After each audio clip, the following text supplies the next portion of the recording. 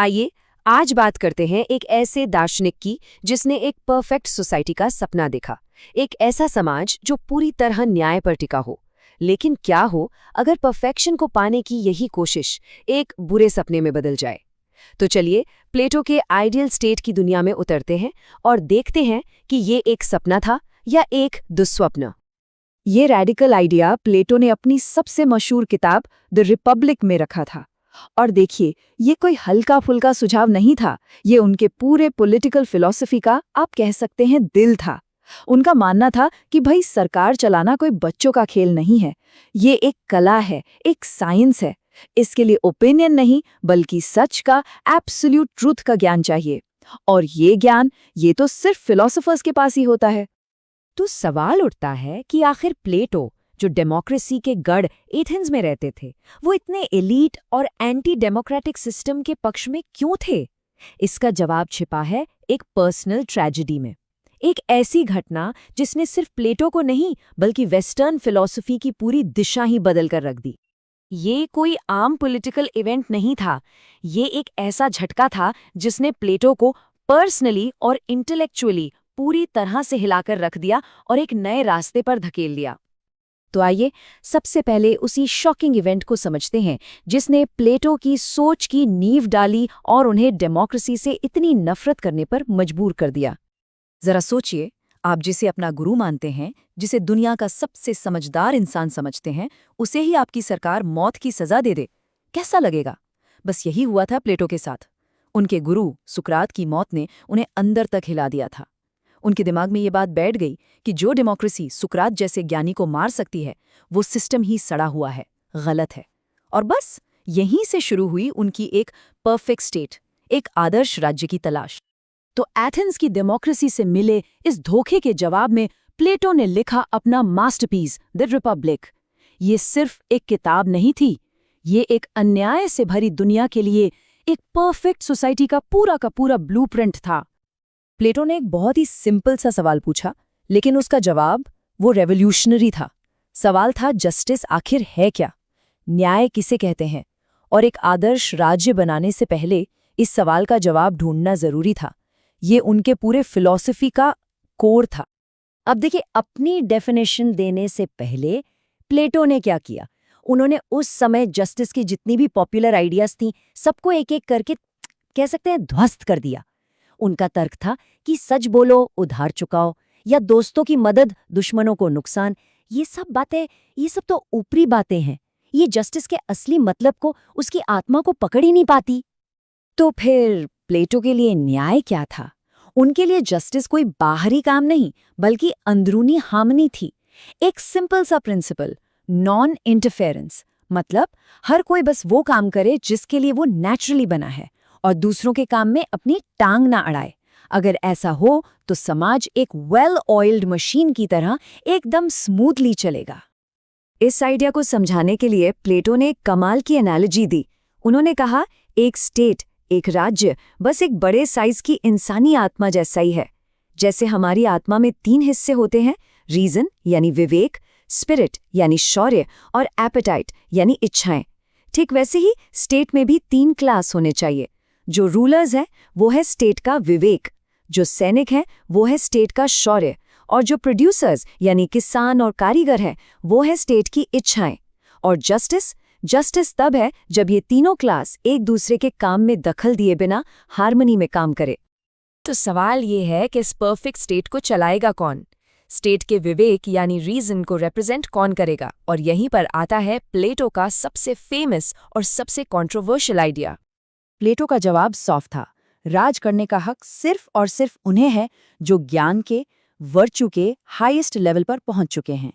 ये कोई आम पॉलिटिशियन नहीं होंगे, ये होंगे फिलोसोफर किंग्स, दार्शनिक राजा। प्लेटो का मानना था कि सिर्फ यही लोग हैं जो इस दुनिया के इल्यूजन से पार देख सकते हैं, सत्य के असली रूप को समझ सकते हैं, और इसीलिए सिर्फ यही लोग हैं जो न्याय से राज करने के काबिल हैं। पर सवाल ये है कि कोई फिलोसोफर किंग बनेगा कैसे? इसके लिए प्लेटो ने एक 50 साल लंबा, एक इनक्रेडिबली टफ ट्रेनिंग प्रोग्राम बनाया।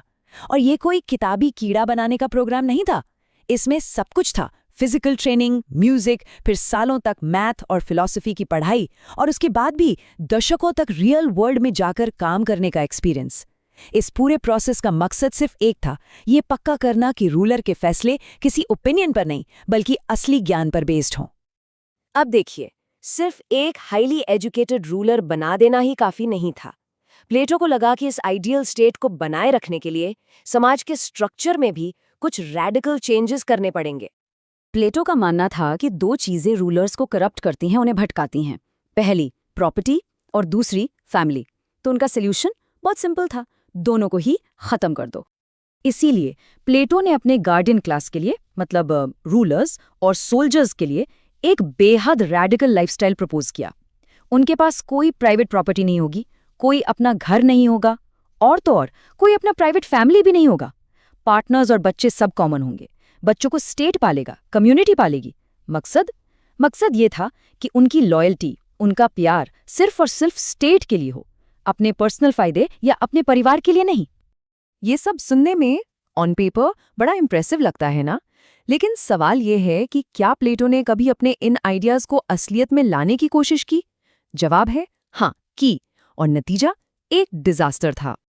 प्लेटो ने 3 बार सिसिली के शहर सियोरक्यूज का दौरा किया। उनका मिशन था वहां के राजा डायनिशियस II को एक फिलोसोफर किंग बनाना, और हर बार वो बुरी तरह फेल हुए। उनका सामना हुआ दरबारी राजनीति से, राजा के ईगो से और इंसान के स्वभाव की कड़वी सच्चाइयों से। उन्होंने खुद अपनी आंखों से देखा कि उनके परफेक्ट थियोरीज असल दुनिया की कॉम्प्लेक्सिटीज के सामने कितने खोखले थे। ये सिर्फ एक पॉलिटिकल फेलियर नहीं था, ये एक इंटेलेक्चुअल क्राइसिस था। प्लेटो के लिए एक बहुत बड़ा झटका। उन्हें ये कड़वी सच्चाई एक्सेप्ट करनी पड़ी कि जो स्टेट कागज पर परफेक्ट टिकता है, वो शायद असल दुनिया के इम्परफेक्ट इंसानों के लिए बना ही नहीं है। इस फेलियर के बाद प्लेटो की सोच में एक बहुत बड़ा शिफ्ट आया, और ये शिफ्ट हमें उनकी आखिरी किताब द लॉज में साफ साफ दिखता है। यहाँ प्लेटो एक सेकंड बेस्ट स्टेट की बात करते हैं। इसमें कोई ऑल पावरफुल फिलोसोफर किंग नहीं है। यहाँ कानून का राज है और रूल ऑफ लॉ। यहाँ रूलर कानून से ऊपर नहीं बल्कि कानून का सर्वेंट है, उसका सेवक। प्राइवेट प्रॉपर्टी और फैमिली दोनों को अलाउ किया गया है। ये एक बूढ़े और ज्यादा रियलिस्टिक प्लेटो की सोच थी। तो आज प्लेटो की लेगेसी क्या है? हम उन्हें कैसे याद करते हैं? उनके पॉलिटिकल आइडियाज का क्या मतलब निकालें? सच तो यह है कि उनकी विरासत बहुत कॉम्प्लिकेटेड और कंट्रोवर्शियल है। प्लेटो की क्रिटिसिज्म तो उनके अपने स्टूडेंट एरिस्टोटल के समय से ही शुरू हो गई थी। एरिस्टोटल का कहना था कि ये सिस्टम इनप्रैक्टिकल है और ह्यूमन नेचर के खिलाफ जाता है। लेकिन असली और सबसे तीखी क्रिटिसिज्म हुई 20th सेंचुरी में। कार्ल पॉपर जैसे थिंकर्स ने तो प्लेटो को टोटलिटेरियनिज्म का जनक तक कह दिया। उनका तर्क था कि प्लेटो का आइडियल स्टेट इंडिविजुअल फ्रीडम का दुश्मन है। ये फैशिज्म और कम्युनिज्म जैसी तानाशाही सरकारों के लिए एक आइडियोलॉजिकल ब्लूप्रिंट, एक वैचारिक खाका तैयार करता है। इतना ही नहीं, एक और बहुत बड़ी पॉलिटिकल थिंकर हैना आरेंट ने भी उन्हें फैशिज्म के पीछे की फिलोसॉफिकल इंस्पिरेशन बताया। इससे पता चलता है कि 20th सेंचुरी के थिंकर्स प्लेटो के आइडियाज को कितना खतरनाक मानते थे।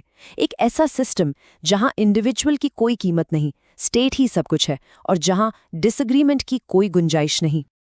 तो आखिर में हम उसी सवाल पर आकर खड़े हो जाते हैं, क्या प्लेटो का आइडियल स्टेट एक परफेक्टली रैशनल सोसाइटी का खूबसूरत सपना है, या फिर ये ऑपरेशन यानी दमन का एक खतरनाक ब्लूप्रिंट है? प्लेटो की लेगेसी हमें एक ही बात याद दिलाती है कि कभी-कभी परफेक्शन की तलाश हमें बहुत ही खतरनाक रास्तों पर ले जा सकती है, और ये एक ऐसा सवाल है जिस पर बहस आज भी और शायद हमेशा जारी रहेगी।